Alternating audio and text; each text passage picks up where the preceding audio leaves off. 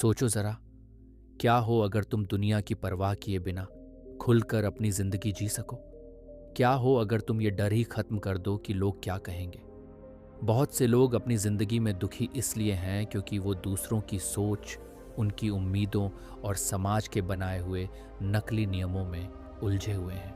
अंदर से टूटे हुए पर बाहर से मुस्कुराते हुए, सिर्फ इसलिए ताकि लोग उन्हें पसंद करें। लेकिन सवाल ये है, क्या सच्ची खुशी ऐसे मिलती है?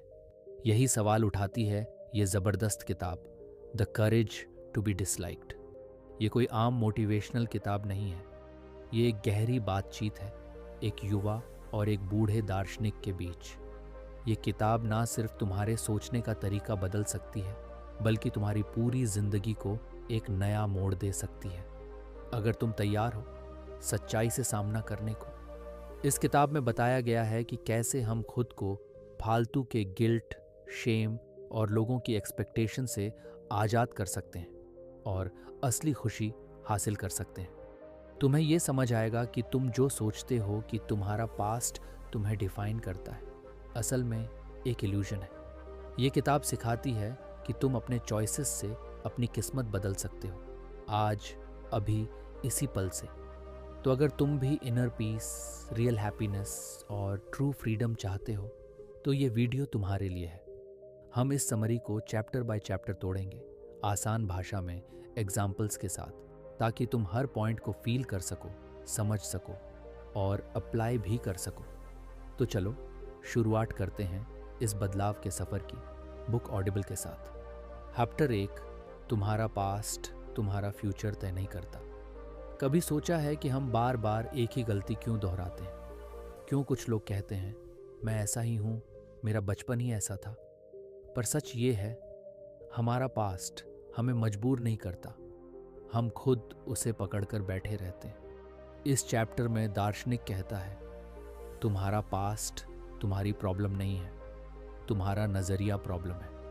मान लो किसी को दूसरों से बात करने में डर लगता है, तो वो कहता है, मैं बचपन में शर्मीला था, इसलिए आज भी नहीं बोल पाता। लेकिन सच्चाई ये है कि वो आज चुन रहा है चुप रहना, ताकि रिजेक्शन से बच सके।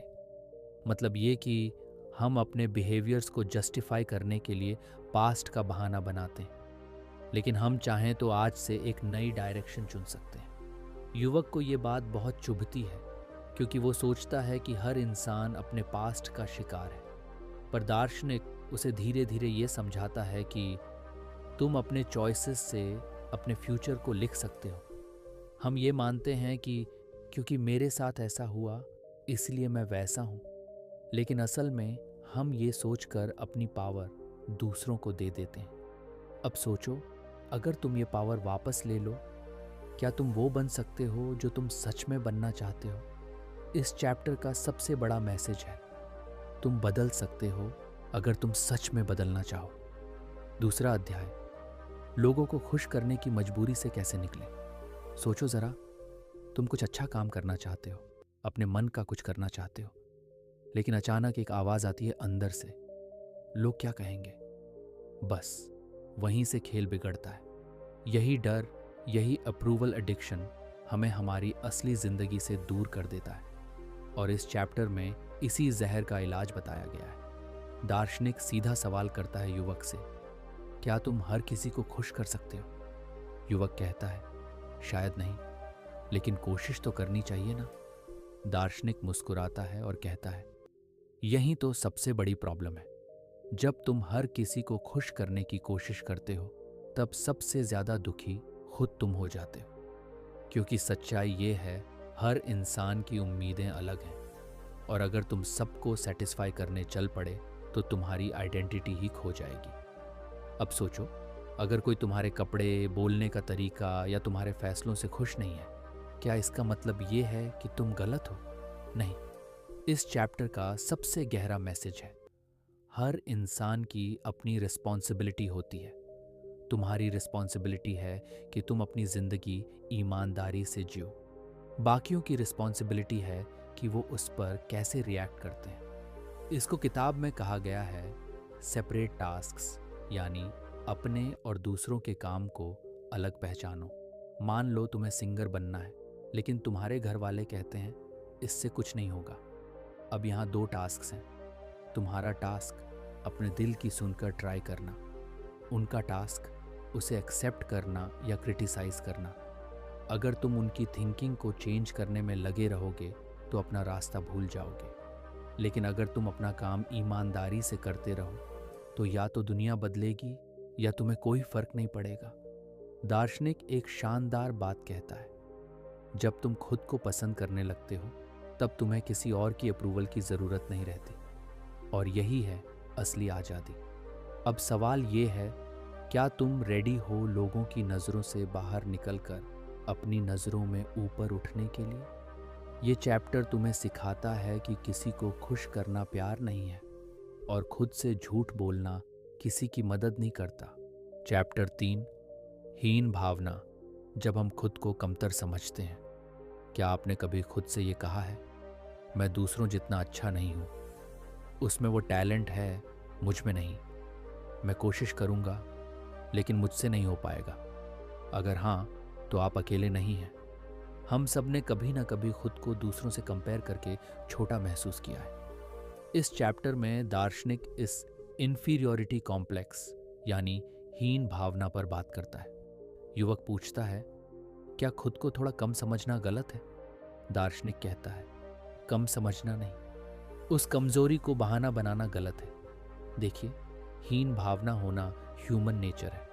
अगर कोई और आपसे तेज दौड़ता है, बेहतर गाता है या ज्यादा पैसा कमाता है तो ये फील होना नॉर्मल है कि मुझ में ये नहीं है। लेकिन दिक्कत तब होती है जब हम ये सोचने लगते हैं कि क्योंकि मुझ में ये नहीं है इसलिए मैं कुछ कर ही नहीं सकता। दार्शनिक कहता है, जब तुम अपनी कमियों को एक्सक्यूज बना लेते हो तभी तुम रुक जाते हो। एग्जाम्पल लेते हैं, मान लो किसी स्टूडेंट को मैथ में डर लगता है और वो कहता है, मैं तो बचपन से ही वीक हूँ मैथ में। असल में ये सिर्फ एक बहाना है, उस डर से बचने का, उस मेहनत से दूर भागने का, और धीरे धीरे ये बहाना आइडेंटिटी बन जाता है। मैं तो ऐसा ही हूँ। लेकिन ये एक सेल्फ क्रिएटेड ट्रैप है। दार्शनिक एक ज़बरदस्त बात कहता है, तुम अपने लिए खुद लिमिट सेट करते हो और फिर उन्हीं लिमिट्स के अंदर जीते हो। अब सॉल्यूशन क्या है? बहुत सिंपल, दूसरों से तुलना करना बंद करो, क्योंकि कंपैरिजन का कोई एंड नहीं होता। किसी की फैमिली बड़ी है, किसी के पास कार है, किसी के फॉलोअर्स ज़्यादा हैं। अगर तुम ये सब देखोगे तो हमेशा कोई ना कोई तुमसे ऊपर ही लगेगा। लेकिन अगर तुम सिर्फ कल का खुद से कंपेयर करो तब असली ग्रोथ शुरू होती है। यानी आज का मैं क्या कल से बेहतर हूँ? बस यही माइंडसेट चाहिए और हीन भावना धीरे धीरे मिटने लगेगी। युवक पूछता है, तो क्या मैं कॉन्फिडेंट बन सकता हूँ अगर मैं बस अपने आप से कंपीट करूँ? दार्शनिक मुस्कुराता है और कहता है, बिल्कुल, तब तुम खुद के सबसे बड़े सपोर्टर बन जाओगे, ना कि क्रिटिक। चौथी चैप्टर, जिंदगी का असली मकसद क्या है? क्या आपने कभी खुद से पूछा है, मैं ये सब क्यों कर रहा हूँ? मेरे जीने का मकसद क्या है? ये सवाल हर इंसान के दिल में कभी ना कभी ज़रूर आता है, पर जवाब अक्सर धुंधला ही रह जाता है। इस चैप्टर में दार्शनिक युवक से कहता है, अगर तुम अपने मकसद को नहीं समझोगे तो दुनिया तुम्हें अपने हिसाब से घुमाती रहेगी। सोचो, जब हम छोटे थे तो हमें कहा गया, अच्छे नंबर लाओ, फिर नौकरी मिलेगी, फिर शादी, बच्चे, घर, गाड़ी। लेकिन ये सब करने के बाद भी कई लोग खाली क्यों महसूस करते हैं? क्योंकि उन्होंने कभी खुद से नहीं पूछा, मैं ये सब किसके लिए कर रहा हूँ? युवक इस पर सोच में पड़ जाता है। वो कहता है, मैं तो अभी तक यही सोचता आया हूँ कि लोगों की रिस्पेक्ट, पैसा, नाम ही अल्टीमेट गोल है। दार्शनिक शांति से जवाब देता है, अगर तुम सिर्फ अचीवमेंट के पीछे भागते रहोगे तो तुम्हारी खुशी हमेशा फ्यूचर में टंगी रहेगी और तुम प्रेजेंट कभी जी ही नहीं पाओगे। असल मकसद क्या है?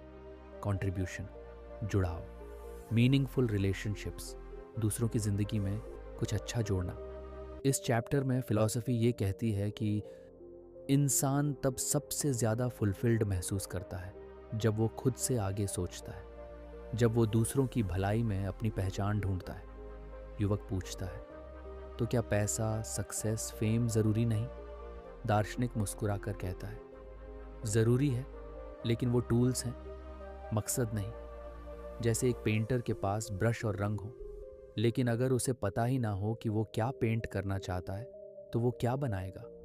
उसी तरह अगर इंसान के पास पैसा और कंफर्ट है, लेकिन मकसद नहीं, तो वो अंदर से खाली रहेगा।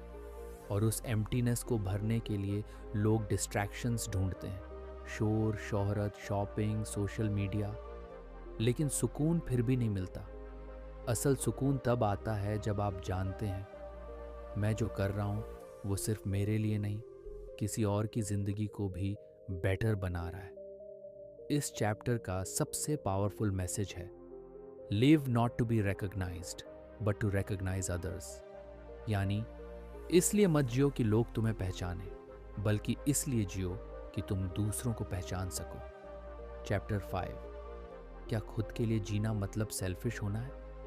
हम सब ने बचपन से यही सुना है, दूसरों के लिए सोचो, अपना फायदा मत देखो, सेल्फिश मत बनो। और धीरे धीरे ये मान लेना शुरू कर देते हैं कि अगर हमने खुद की खुशी को तरजीह दी तो शायद हम खराब इंसान बन जाएंगे।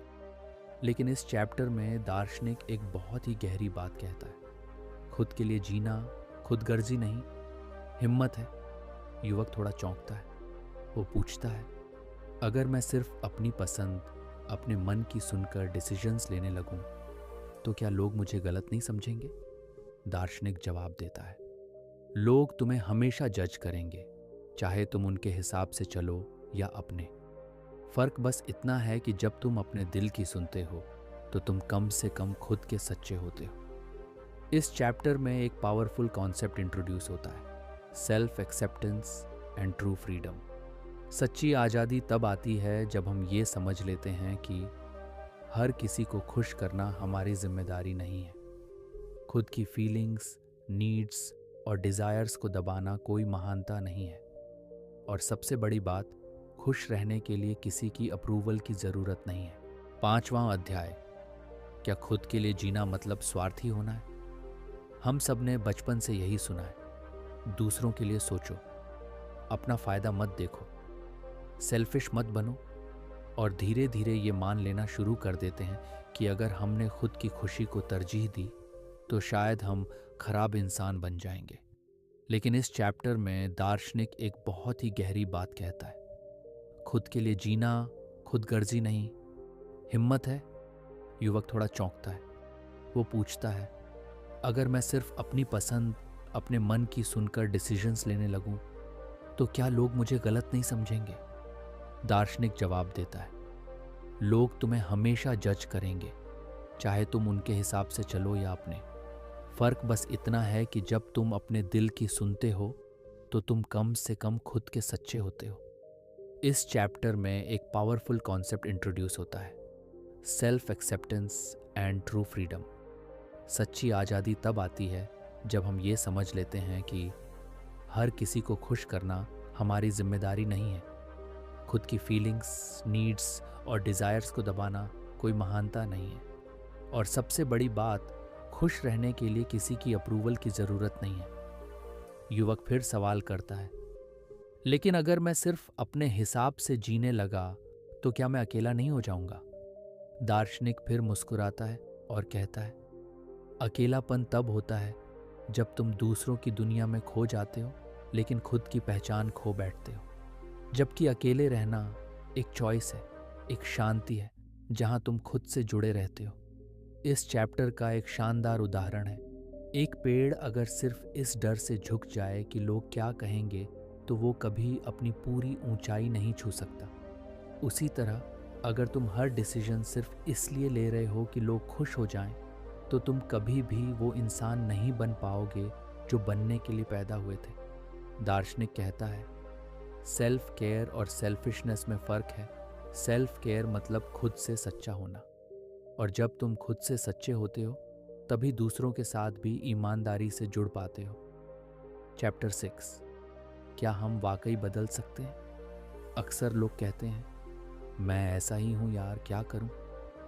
अब इस उम्र में क्या बदलना, मेरा स्वभाव ही ऐसा है। लेकिन इस चैप्टर में दार्शनिक एक दमदार बात कहता है, तुम्हारा आज का व्यवहार तुम्हारा स्वभाव नहीं है, वो तुम्हारा चुनाव है।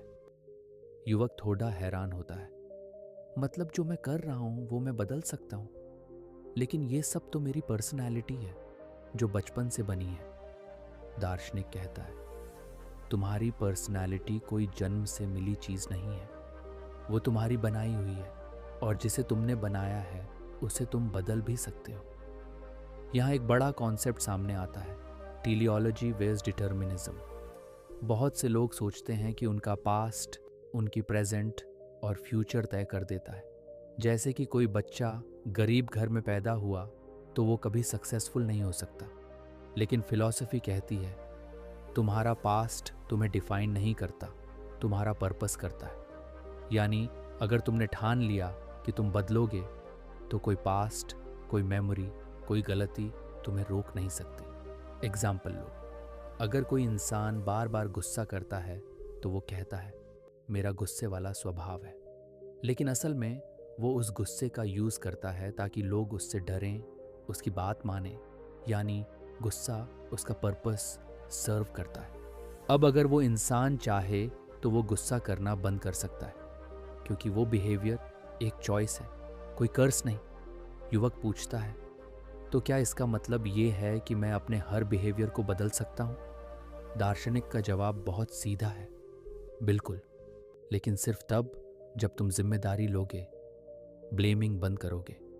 ज्यादातर लोग अपनी गलतियों का रीजन दूसरों को बना देते हैं। माँ बाप ने डांटा, मुझे प्यार नहीं मिला, किस्मत साथ नहीं दे रही।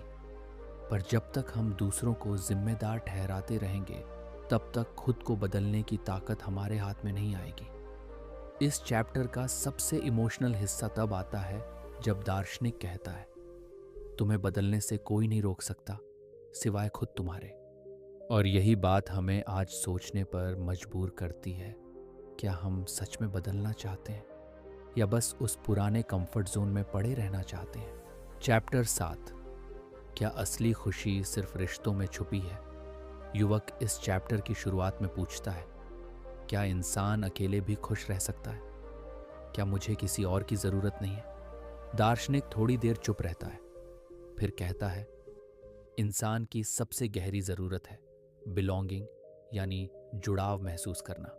हर इंसान, चाहे वो कितना भी स्ट्रांग दिखे, चाहे कितना भी अकेले रहना पसंद करे, अंदर से चाहता है कि कोई उसे समझे, माने और अपनाए। इस चैप्टर में फिलॉसफी एक बड़ी बात कहती है, सब समस्याएं इंटरपर्सनल रिलेशनशिप समस्याएं हैं।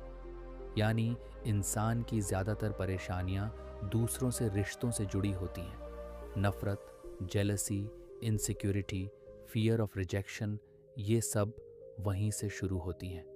युवक पूछता है, तो क्या हम दूसरों पर डिपेंड करते हैं अपनी खुशी के लिए? दार्शनिक जवाब देता है, डिपेंड नहीं, कनेक्ट करते हैं। फ़र्क बहुत बड़ा है। कनेक्शन का मतलब है मैं तुम्हारे साथ जुड़ना चाहता हूँ, लेकिन अपनी आइडेंटिटी खोकर नहीं। जब हम अपनी खुशियों की चाबी दूसरों के हाथ में दे देते हैं, वो मेरी तारीफ करे तो अच्छा लगे, वो रिप्लाई करे तो दिन बन जाए, वो हंसे तो मैं वैल्यूएबल महसूस करूं, तब हम खुद को कमज़ोर बना लेते हैं। इसलिए असली कनेक्शन वहीं होता है जहां हम अपने इमोशंस, अपनी लाइफ की जिम्मेदारी खुद उठाते हैं और दूसरों से सिर्फ जुड़ते हैं बिना किसी एजेंडा के। दार्शनिक कहता है, रिश्तों में सबसे बड़ी ताकत होती है म्यूचुअल रिस्पेक्ट। मतलब मैं तुम्हारी इम्पोर्टेंस को मानता हूँ और अपनी इम्पोर्टेंस को भी समझता हूँ, तब जाकर रिश्ता हेल्थी बनता है। ना टॉक्सिक अटैचमेंट, ना इमोशनल डिपेंडेंसी। इस चैप्टर का एक बहुत पावरफुल कोट है, happiness is feeling that you are of use to someone. मतलब जब तुम ये महसूस करते हो कि तुम किसी के लिए मायने रखते हो, किसी की ज़िंदगी में फ़र्क ला रहे हो, वही सच्ची खुशी है। उदाहरण के लिए, अगर कोई टीचर है जो बच्चों को पढ़ा रहा है, या कोई बेटा जो अपने बूढ़े माँ बाप की देखभाल कर रहा है, उस यूज़फुल होने के एहसास में जो सेटिस्फैक्शन है, वो किसी वेकेशन, शॉपिंग या पार्टी में नहीं मिलती। युवक अंत में समझता है कि सच्चे रिश्ते वो होते हैं जो हमें और भी ज़्यादा अपने आप से जोड़ दें, ना कि हमें खुद से दूर करें। चैप्टर 8। तुम्हें लोगों को खुश करने की ज़रूरत नहीं है। इस चैप्टर की शुरुआत में युवक थोड़ा चिढ़कर पूछता है, क्या मतलब कि मैं दूसरों को खुश करना छोड़ दूं? फिर तो मैं सेल्फिश बन जाऊंगा। दार्शनिक मुस्कुराता है और कहता है, सेल्फिश वो होता है जो दूसरों की खुशी के लिए जीता ही नहीं। लेकिन तुम तो हर वक्त दूसरों की नज़रों में अच्छे दिखने की कोशिश में लगे हो। ये भी तो एक किस्म की गुलामी है। यहाँ एक बड़ा कॉन्सेप्ट इंट्रोड्यूस होता है, टास्क सेपरेशन।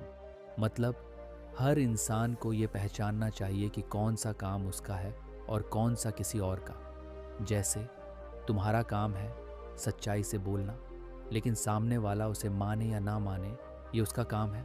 तुम्हारा काम है अपना बेस्ट देना, लेकिन कोई तारीफ करे या ना करे ये उसका डिसीजन है। यानी तुम्हें वो काम करना है जो तुम्हारे हाथ में है, ना कि वो जिसके नतीजे तुम कंट्रोल नहीं कर सकते। दार्शनिक कहता है, जब तुम दूसरों को खुश करने के लिए जीते हो तब असल में तुम अपनी आज़ादी खो बैठते हो। सोचो, कभी कोई तुम्हें जज ना करे, कोई तुम्हारे कपड़ों, बोलने के अंदाज या सपनों का मजाक ना उड़ाए और तुम्हें किसी की अप्रूवल की ज़रूरत ना पड़े, क्या तब तुम और खुलकर और ईमानदारी से नहीं जी पाओगे? युवक सोच में पड़ जाता है।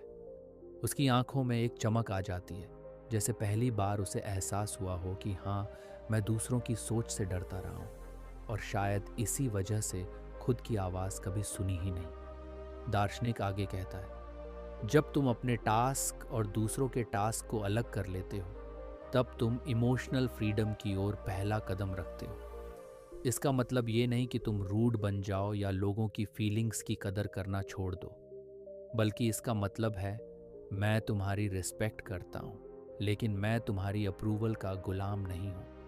इस चैप्टर में एक पावरफुल मोमेंट आता है जब दार्शनिक युवक से कहता है, तुम परफेक्ट बनने की कोशिश बंद करो और रियल बनो। रियल यानी ना हर किसी को इम्प्रेस करना, ना हर बात पर हाँ कहना, बस अपनी सच्चाई के साथ खड़ा रहना। चैप्टर 9। सामुदायिक भावना, असली अपनापन कहाँ मिलता है? युवक अब तक काफी बदल चुका है। उसके सवाल अब गहराई लिए हुए हैं। वो पूछता है, अगर हम दूसरों की अप्रूवल पर डिपेंड नहीं करते तो फिर अपनापन कहाँ से आएगा? दार्शनिक कहता है, जब इंसान को लगे कि वो किसी बड़े मकसद का हिस्सा है तभी उसे असली बिलोंगिंग मिलती है। इसी को कहा जाता है कम्युनिटी फीलिंग या सोशल इंटरेस्ट। मतलब अपने आसपास के लोगों के लिए जेन्युइनली केयर करना, बिना किसी स्वार्थ के, बिना रिटर्न की उम्मीद के। युवक थोड़ा उलझ जाता है, तो क्या मैं खुद को छोड़कर दूसरों के लिए जीऊं?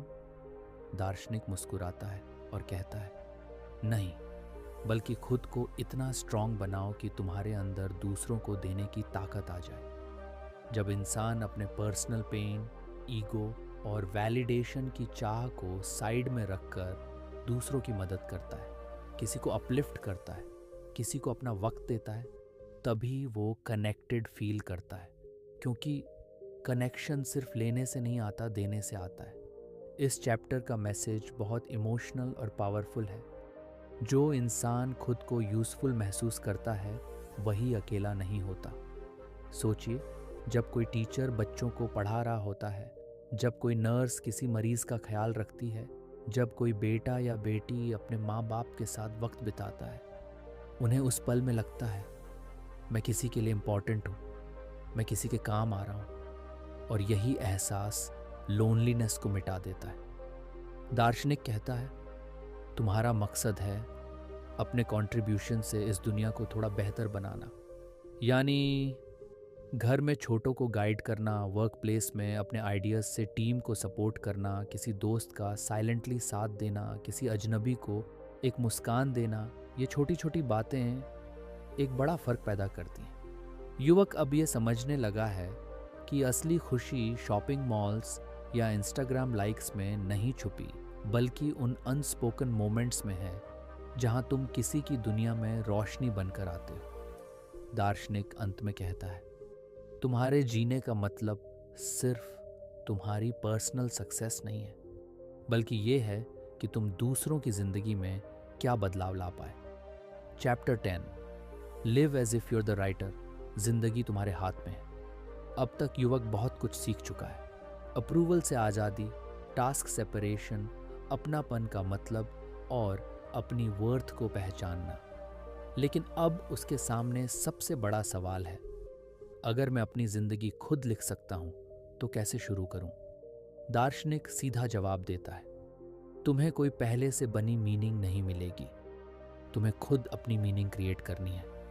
यानी जिंदगी एक वाइट पेपर है और तुम हो उस पे ब्रश चलाने वाले आर्टिस्ट।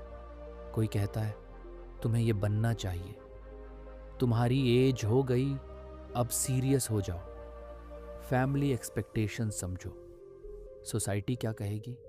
लेकिन दार्शनिक कहता है तुम कोई कैरेक्टर नहीं हो जो किसी और की कहानी में फिट बैठना है। तुम खुद लेखक हो, डायरेक्टर हो और हीरो भी। जिंदगी में असली बदलाव कब आता है? जब इंसान एक्सक्यूजेस देना बंद करता है, जब वो बीते कल की गलतियों को दोहराना छोड़ देता है और कहता है बस अब मैं अपनी कहानी खुद लिखूंगा। चाहे वो जॉब चेंज हो, रिलेशनशिप हो, हेल्थ हो या कोई ड्रीम, हर एक नए दिन की शुरुआत एक नई पंक्ति होती है तुम्हारी स्क्रिप्ट में। युवक थोड़ा डरता है, क्या मैं अकेला नहीं हो जाऊंगा अगर मैं अपनी राह चलूंगा? दार्शनिक कहता है अकेलापन तब महसूस होता है जब हम खुद को दूसरों के मुताबिक ढालते हैं, लेकिन जब तुम अपनी राह पर होते हो तुम खुद के सबसे अच्छे दोस्त बन जाते हो। Final lesson, live as if you are dancing right now. जी हाँ, जिंदगी कोई डेस्टिनेशन नहीं है, ये एक ऑन गोइंग परफॉर्मेंस है, एक डांस है जो अभी चल रही है। ना तो वो कल आएगा जिसमें सब परफेक्ट होगा, ना कोई ऑडियंस आएगी जो स्टैंडिंग ओवेशन देगी। तो आज ही इस पल से अपने डर को अलविदा कहो, अपनी स्क्रिप्ट खुद लिखो और बिना शर्म के डांस करो जैसे ये तुम्हारी जिंदगी का सबसे खूबसूरत सीन है। कंक्लूजन, दोस्तों, the courage to be disliked ने हमें सिखाया कि दूसरों की अप्रूवल के बिना भी जी सकते हैं। हर इंसान की वर्थ उसके होने में है, उसके अचीवमेंट्स में नहीं। और हर दिन, हर चॉइस हमें वो इंसान बना सकती है जो हम बनना चाहते हैं। तुम्हें कोई हीरो नहीं बनाएगा, तुम्हें खुद अपनी कहानी का हीरो बनना होगा। सिर्फ सुनो मत, अब बदलो भी। अगर इस कहानी ने तुम्हारे दिल को छुआ हो तो आज से अपनी सोच बदलो, एक्शन लो और उन जंजीरों को तोड़ दो जो तुम्हें रोक रही हैं। नीचे कमेंट करके बताओ तुम अपनी जिंदगी की कौन सी स्क्रिप्ट अब खुद लिखना चाहते हो। और अगर तुम ऐसे और स्टोरीज, लर्निंग्स और बदलाव की ताकत महसूस करना चाहते हो तो चैनल को सब्सक्राइब करो, बेल आइकॉन दबाओ और इस वीडियो को उस दोस्त के साथ शेयर करो जो अप्रूवल की तलाश में खुद को खो रहा है। बुक ऑडिबल, यहाँ हर कदम तुम्हें ऊपर उठाता है। मिलते हैं अगली किताब के साथ, एक नई सीख, एक नया जज्बा लेकर, क्योंकि बदलाव वहीं से शुरू होता है जहाँ तुम खुद को पहचान लेते हो।